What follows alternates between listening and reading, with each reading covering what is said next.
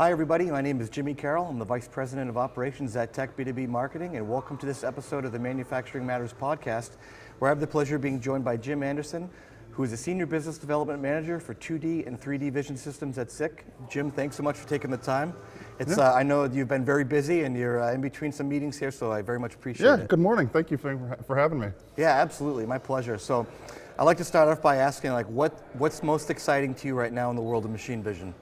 Wow, that's a pretty big question, but I think overall for us at SICK is learning how we can start to work with some of these new ideas of synthetic data and how we can use that to start to manage AI in the 3D space, and that's some of the things that we're really excited about. We've been implementing a lot of deep learning and AI tools on the 2D images, and now trying to figure out ways that we can make that more efficient on the 3D side.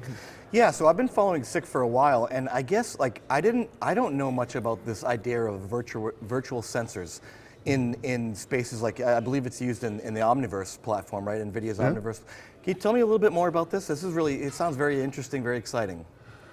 Well, I mean, the idea of virtual sensors, the ability to try to kind of build and use your technology that you have in real space and be able to mimic and plan that in a virtual space, not only for machine vision, but in our robot guidance tools and all that kind of thing. The idea of the Omniverse or virtual twins or industrial twins like that, we see a huge push in being able to use that, because I think it reduces the time and the cost for people to be able to test things and get fairly good results. I don't think that we're to one-to-one ratio yet of being able to do things in the Omniverse or in virtual space, but it does give us the ability to do things and get a 70% down the path and say, yes, this looks like a real viable solution. Let's go ahead and start putting things, boots on the ground to make this happen. Yeah, and you touched on it a little bit, but what other opportunities does it create? And I guess maybe not just opportunities, but does it sort of look like, for some folks maybe looking to adopt automation or expand an existing footprint or whatever, does it lower the barrier of entry? Does it make things a little easier for the person who's signing that check to say, hey, this looks good, let's do this now? I think that it's starting to get the buy-in from users on that level. I think that the people that have been already using a lot of virtual space or looking at ways to simulate items before they would buy, I think that that's increasing the speed at which they're willing to do it. I think that it can lower the bar for new entries into the market, but I think that is one of the bars still for those people that haven't already accepted it. Is like, how can I know that this is real? How can I? And so I think that they having a number of real use cases and being able to show how that resulted in step-by-step money savings for somebody else, or how it increased the speed at which they were able to implement something. Because that's usually one of the biggest things for new people joining the market, I find, is that they're either just nibbling at the edges, or they think we're behind and they want to take a big bite, and then when they take a big bite, they kind of start to choke a little bit, and that's a problem that we need to.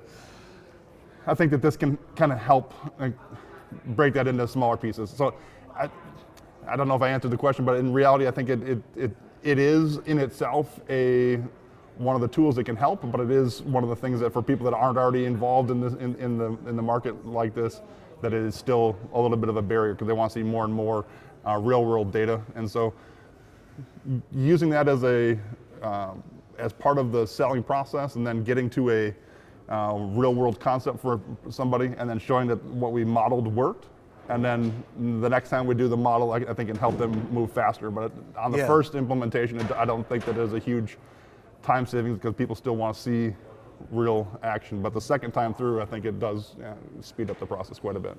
Well, you did definitely answer the question. Yeah, I appreciate it. And it's very interesting, right? Because the whole idea of digital twins and simulation, it seems to be advancing things quickly, and it's interesting to follow. And some of these developments are, like I said, are things that I wasn't aware of the concept of a digital sensor like in the Omniverse platform, and there's been a lot of really cool stuff in Omniverse. Anyway, I'm geeking out about it.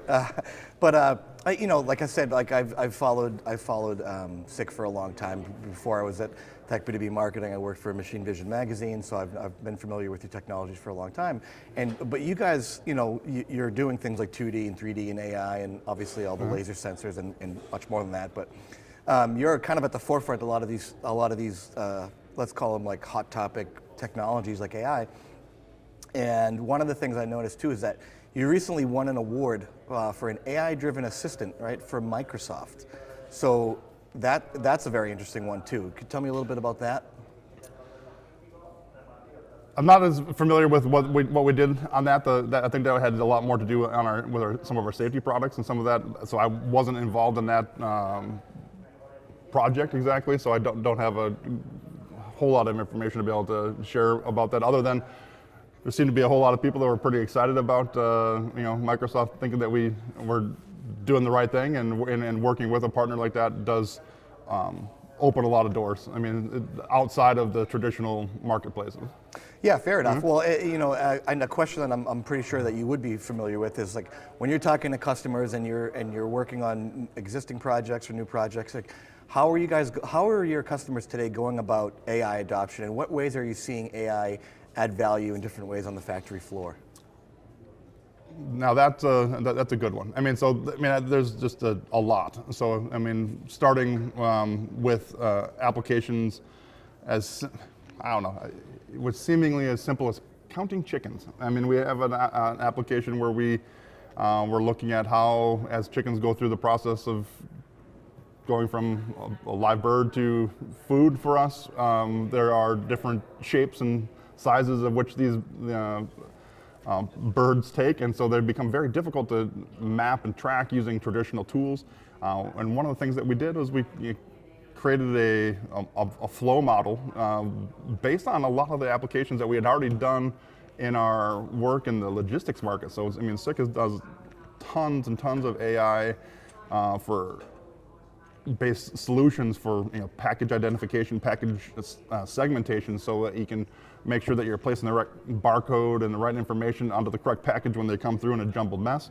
And so one of the techniques that we kind of expanded, looking at more organic forms, was taking that tool, and then we weren't having to spend hours and days and months of additional data. We only needed about 7 hours of total collection to get enough data to be able to totally map how chickens moved after they would come out of a wash and come down a ramp and either be 1 to 12, they could be touching, overlapping, and be able to count them with almost 100% accuracy. Those types of applications is just one. I mean, like I mentioned, in the logistics space, it's huge for us in the segmentation. Also, logistics and robotics, and being able to do segmentation, finding packages in pallets and being able to stack and palletize and depalletize product. Pallets, for a long time for me, seemed like the most common use tool in logistics, and nobody talked about it. We had one customer starting to say that as they were moving in more and more to automated, AGVs and those kind of things, that they weren't having the human interaction with the pallets, and so when there was a defect on a pallet, not just on the load itself, but the actual wood, they were having issues in their ASRS systems, and so we came up with a solution, again using AI to do segmentation, finding boards, checking to see if the pallets were in good shape before they would go into these systems.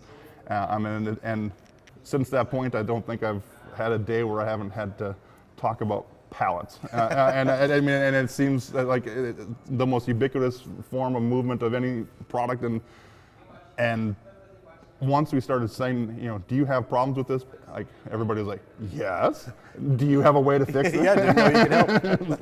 And so that's been a really cool opportunity for what seemed to be like the most boring kind of item. But then when you can fix the low-level boring things, then you get to you get access to a lot of other fun areas within companies, and that's kind of when you can show that you can handle their basic needs, you get access to a lot of other fun applications, and that's been exciting. Yeah, I'm glad you brought up warehouse too, because I wanted to ask about this, and we talked about it a little bit yesterday on some panel discussions that we had, and we talked about both the idea of lights out manufacturing, but also lights out warehousing. And some of the folks I talked to said, well, I think we are closer on lights out manufacturing, a little farther out on lights out warehousing, but they weren't totally sold on the idea of complete lights out warehousing in the sense that you're always going to need to have at least a person in the loop. Whether it's to make sure that the truck backs up correctly to the dock or whatever. But what's your thoughts on lights out warehousing? Like, how close are we, and what technological advancements would we need to see to get there? Wow, I mean, for me, some of the plants and locations for warehousing seem like we're a lot closer than I would say. Because there's so much more variety in how things get done in manufacturing, I think that there's the adaptability of people and all that kind of thing always is going to make that a better use case. And so I think that going complete lights out in manufacturing actually is a little bit harder than warehousing overall. Some of the tools that we, human in the loop, reducing people in jobs that are, traditionally, pretty, dull, dingy, dangerous kind of, and warehousing can be some of those. I've been at plants and been near, toppling bottles of, soda and glass and everything, and that is scary and dangerous. I've seen loads fall off racking systems when people are trying to pick it. Again, a pallet or board gets stuck, and then when they try to pull something off, the whole load will dump onto an AGV or onto a person. Yeah. I think that the safety portions of working in the manufacturing space or into the warehousing space, I don't think that they're that much different in their timeline for actual lights out. I think that sometimes that hearing both of those kind of things going loud out scares a lot of people. I mean, it's like, well, where do all those jobs go? But I don't think that it's, from all the places I've been, it's moving people into different locations. I don't see it as a net loss at any one of the warehouses or manufacturing plants that we've implemented larger solutions. I think that that's always, so the technological way of getting close to doing it, I think is there. I mean, it's just a matter of, there's some costs that are probably still more advantageous to continue to do it with people than going complete lights out, but I think that those things are shifting pretty quickly, and the cost over time, I think that there's the upfront costs are what kind of hit people, and so, when do they want to make that investment and when are they willing to do that? But technology-wise, I mean, systems with, what we have a product called the Visionary B2 with AI Assist, and it's not a safety-rated product, but because right now there is no safety evaluation process that's that meets the standard. There's no AI included in the safety standards at this point, but it is something that is being discussed and has been starting to be worked on. But basically, it can identify the difference between a person moving, a person walking, a person and any other object, and that gives us a lot of ways to do safety projects in a different way, not just looking at, is there something there, but is it a person? And do I have to make the same safety corrections in a warehouse or in a manufacturing facility if it's a AGV moving through a zone, pulling a tug, or it's a person driving? Now, I mean, those two devices might be able to talk to each other. There might be other pieces of information that can be shared, so that safety situation that used to be something, okay, this robot needs to shut down or move at a slower pace while this object moves through. But if they're both moving autonomously and there's some level of network communication between them, maybe there doesn't. I mean, it's kind of the idea of the robot taxis or whatever as we get more and more of those devices on the road, and only those devices on the road, not a human interaction. Now you have a way that these things can be talking, you can be moving at a more consolidated motion, and it can probably improve a lot of traffic, and it might improve the throughput at warehouses where the footprint might not need to be as big as it has been in recent years. Hey everybody, I just want to take a quick second and thank our sponsor. Manufacturing Matters is sponsored by Tech B2B Marketing. They're a full-service public relations and marketing agency that focuses on technology companies, especially in the energy and automation markets. They provide full service, media relations, investor relations, employee relations, full end-to-end content development, videos, services, animation, full IT stack development from website integrating with ERP systems, CRM, marketing automation systems, and they bring a whole lot of knowledge and experience about technical markets since they've been servicing those markets for over 30 years. So if you have any questions, you want to learn more, go to techb2b.com, and now let's get back to the show. True, yeah, less infrastructure needed. And you're absolutely right, obviously, the safety issue is something that's being talked about. In fact, like this morning, we had two different CEOs from two different companies come over and talk to us, and their companies both do safety in the warehouse and in the manufacturing floor, specifically about what you're talking about, and that's very interesting. And as far as like being, I think you're right? Like in talking to other people, that they seem to think that, lights out it's like mostly attainable, but maybe all that means is one person gets real-time notifications to say, all right, move this robot this way. But to your other point, and somebody else brought this up too, like once these devices can start communicating with each other and there's interoperability and some sort of standard there, then who knows? Well, right, and then I mean that's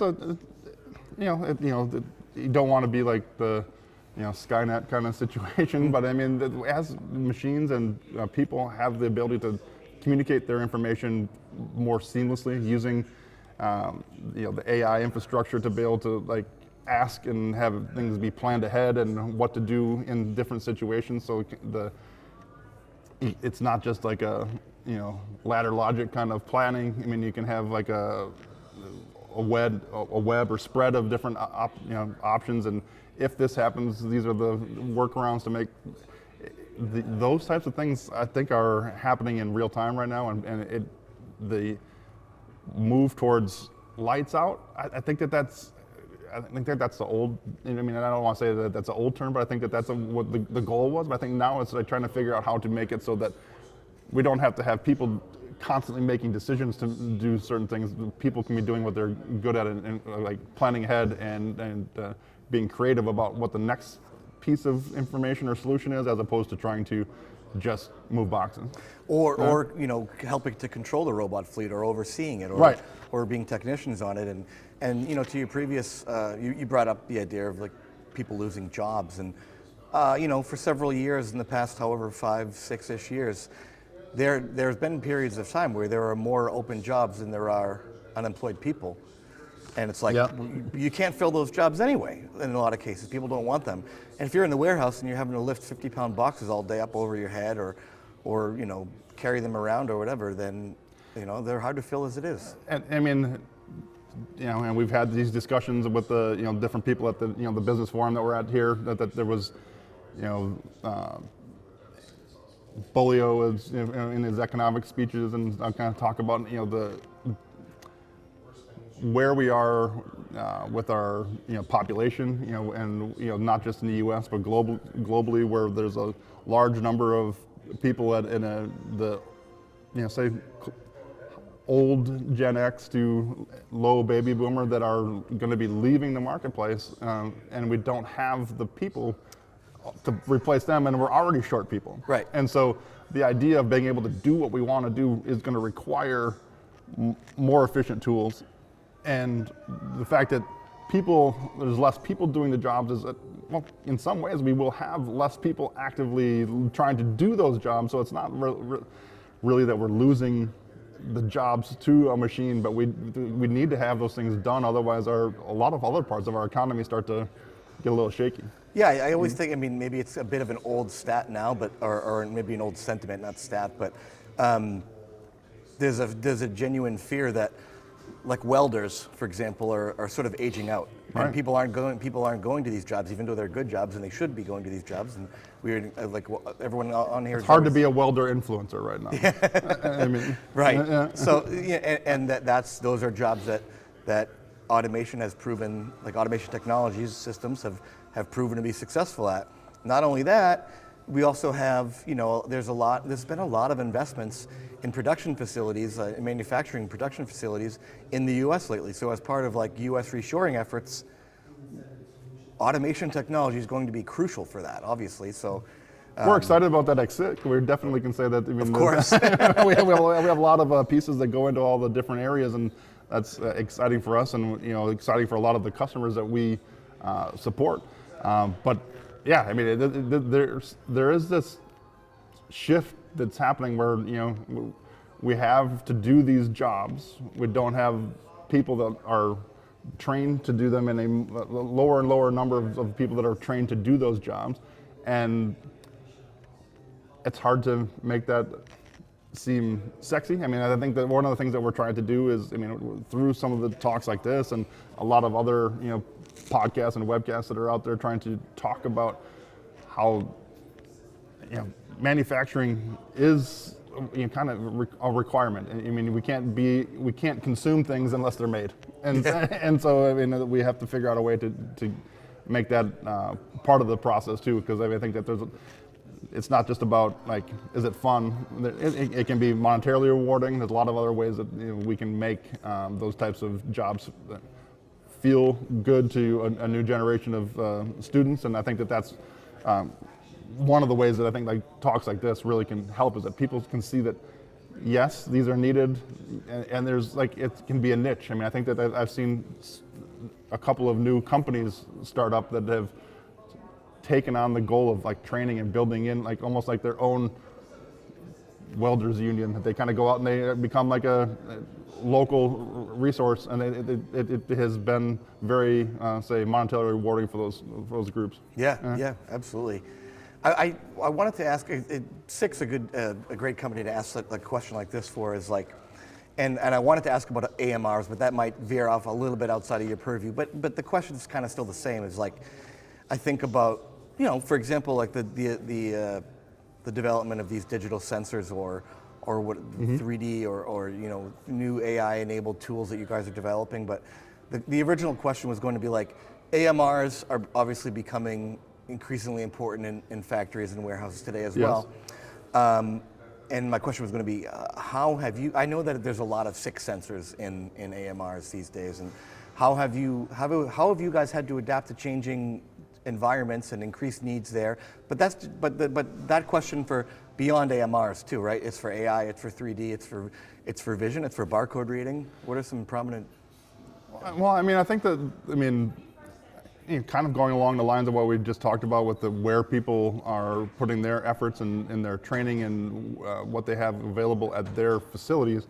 I think that some of the functions that a company like SIC can provide with the more of a dynamic system integrator, partner approach, where we can go in and we can work with a AMR builder or an AGV builder, get our safety equipment on there, help do the mapping, do the things at the warehouse, and make the complete risk assessment, and do. I mean, safety becomes a huge part of it. Yeah. Beyond safety, I mean, you start to add in. We have these tools.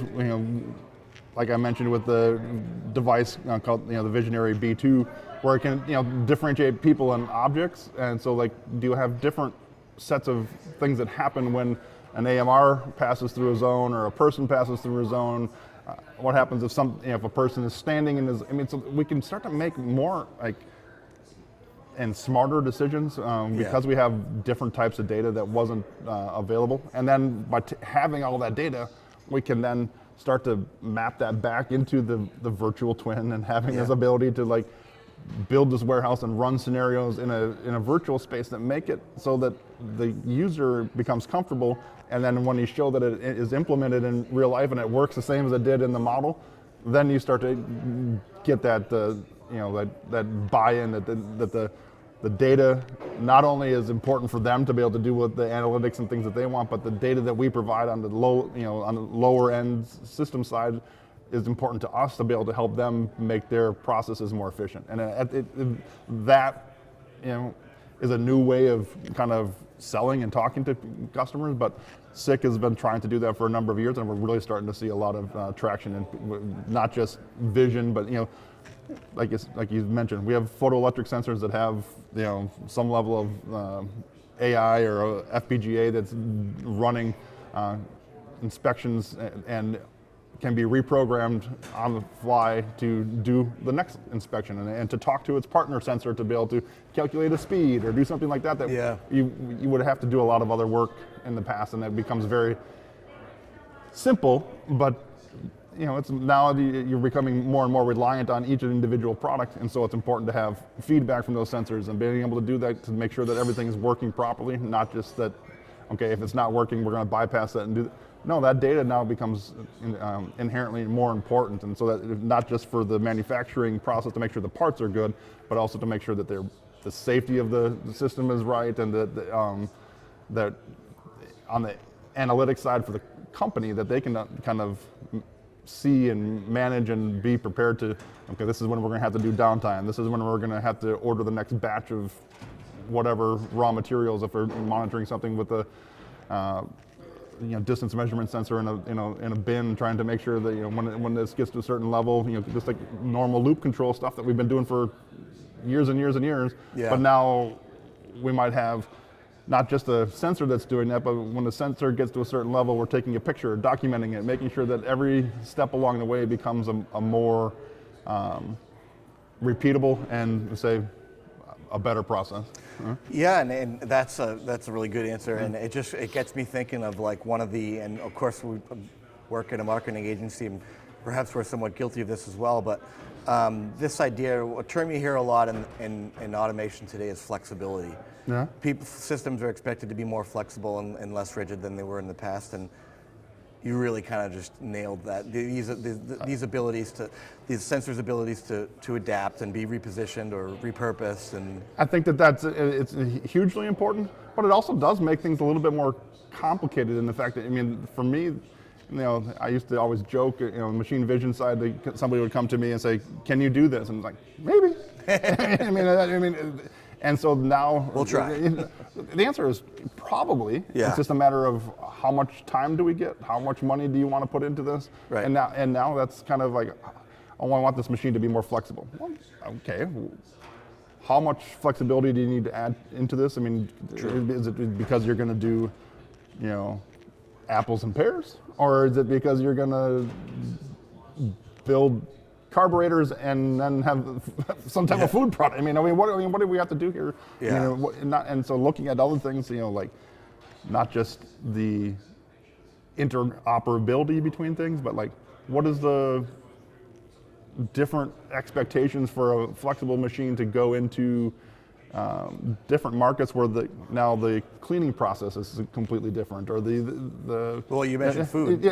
So those things start to add up, and so like a flexible machine within a group is one thing, but having the flexibility to take the same type of machine across industries, especially AMRs and those types of things, it's becoming important to make sure that it's not just like the automotive standards that are driving something. It's it's the food and beverage and automotive, and it's like, where do those intersect, and how can we make that the standards also more similar, so that we can say that we're working across those industries, and being more flexible becomes a little bit easier. Yeah, and to your point, and I wanted to jump in, but I don't want to cut you off and say well, if you want flexibility in the warehouse, what's that mean? You want to be able to handle hundreds of thousands of SKUs, or right, or like you say, an apple or a pear. It's like, how flexible do you want it? That's a good point. And I don't think about it from the vendor side of things. It's like, we can make it flexible, but it's going to be potentially more complicated on our end, but the idea is then for once to get to the end user, then it's ready to go. It's easier to use. And then it becomes maybe a little bit easier on our sales force. We have one flexible machine. You just got to learn the one machine, and then we can become experts on one thing and be able to support it. But if we're now trying to right now we have a very specific sensors that work in these areas and these areas, and so it becomes, like having the right sales force and support staff and all that kind of stuff becomes more difficult when you try to work across multiple industries. So. On that topic of ease of use, right, and that's another one that comes up a lot, and for obvious reasons. You guys are, you have a wide variety of technologies, and you've been in this space a long time, and you've seen this trend over the years where we kind of talked about it earlier, is like you might have people that need to be able to use your technology that aren't engineers or integrators. What are some ways that you've made machine vision technology a little bit more accessible to, maybe a factory floor type worker? Yeah, so specifically on the machine vision side, one of the things that we've done is we've really rolled out a new, complete engineering package on our back end that allows us to have the same user interface across all of our machine vision products, 2D, 3D, and even starting to roll into our robot guidance solutions, and we call that Nova.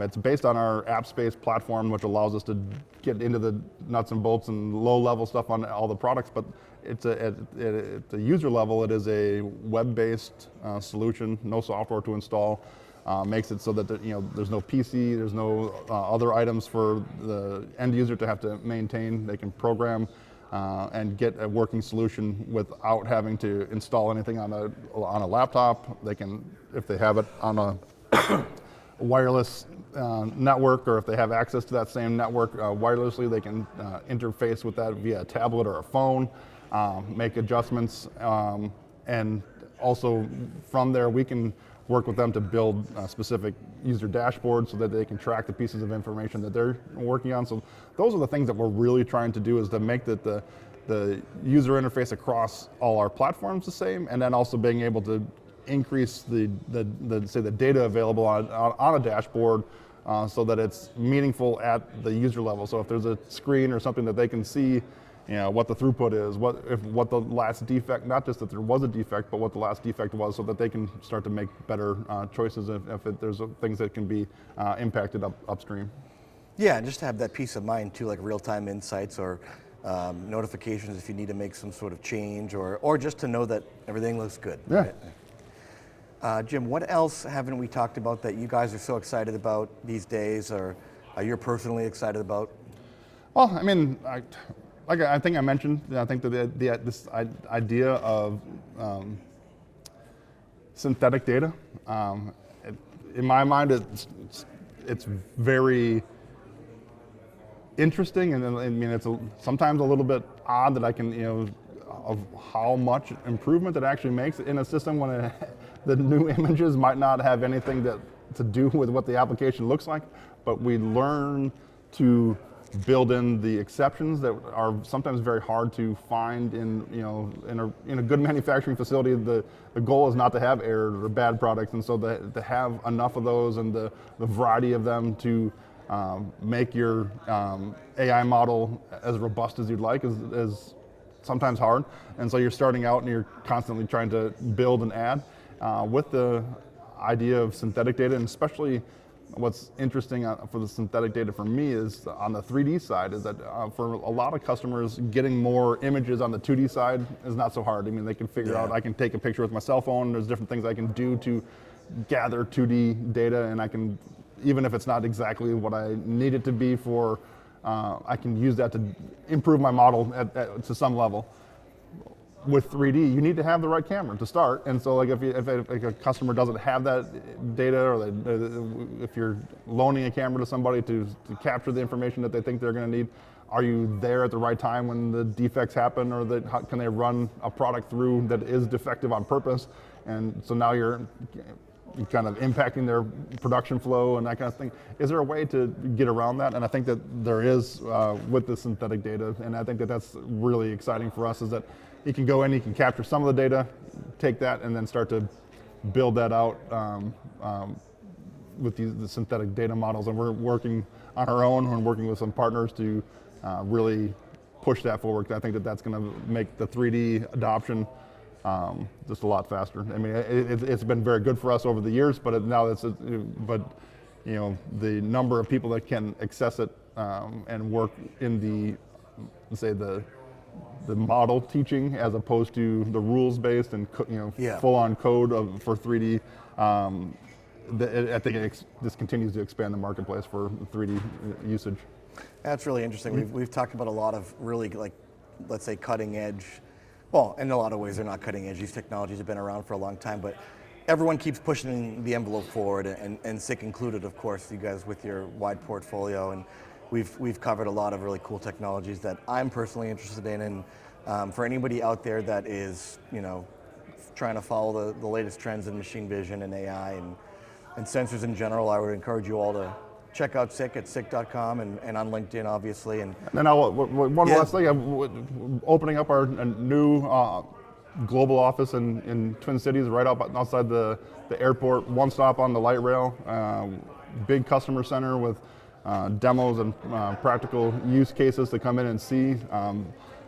We've moved from our West Bloomington, Minnesota location to into a combined campus with our manufacturing, where we have AMRs and all that kind of stuff as part of our solutions, and now in our warehousing, and then we have all of our marketing and product management and demonstrations of our technology in our new customer-facing center, attached via Skyway to each other, parking ramp, one stop off the light rail. Please come, let me, reach out to me. We'll set up a visit. We can show you all the new things that we're doing in our new facility too. Yeah, absolutely. It sounds exciting, and I'd love to see it someday myself.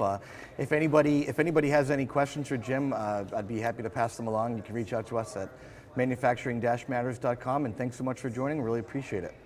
Thank you.